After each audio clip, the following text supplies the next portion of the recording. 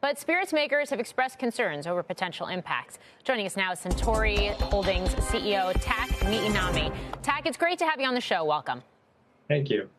So that's exactly where I want to start, because we have seen in some ways this playbook before, going back to 2018 when tariffs were put in place on some imports and then retaliatory tariffs on things like American spirits and wine.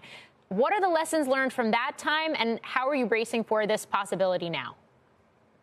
We had expected that President Trump will impose tariffs to many countries, such as between U.S. and Europe. So we increase inventory in Europe, such as exporting lots of the American whiskeys to Europe. So we piled up at least 1 year inventory in Europe so that we can mitigate the risk of the tariff impositions into the Europe.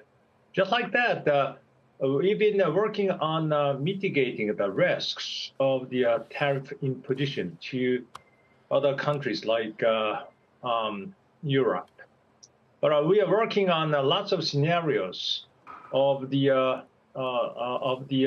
more tariff tit-for-tat actions amongst the U.S. and other countries.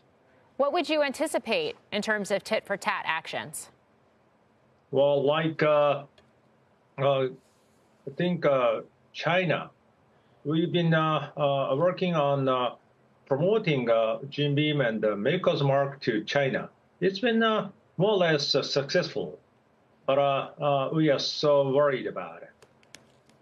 So I hear you talking about basically a pull forward or a stockpiling of inventory into countries that could be affected if and when the time comes with tariffs and retaliatory tariffs. But in general, if this were to play out, and if this were to play out for a long period, what are some of the other strategies you would be looking to implement? Does it come down to taking higher prices, especially when you're talking about bourbon, or you make tequila as well, and these are spirits that are tied to the locations in which they're made, so you can't exactly move those supply chains?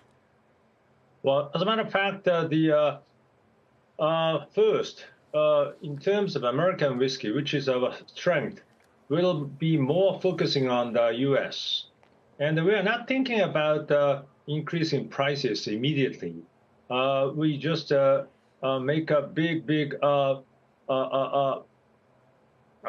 efforts to stress higher quality than our peers in the industry in the United States. And second, we piled up tequila, but like to export tequila because that segment has been growing. So we'll increase our effort, such as appealing the better quality again of tequila in the United States. So all in all, we have plans, but we have to be flexible. So the current growth potential of the RTD, we will be more focusing on RTDs by putting more resources in the United States. So we expect that the business in the United States will be better because its economy will be growing. That's our expectation. So we will be putting more resources to the United States. Okay. And finally, quickly, since we're up against the end of the show, Japan's prime minister is coming to meet with President Trump tomorrow. What do you want to see come out of that meeting?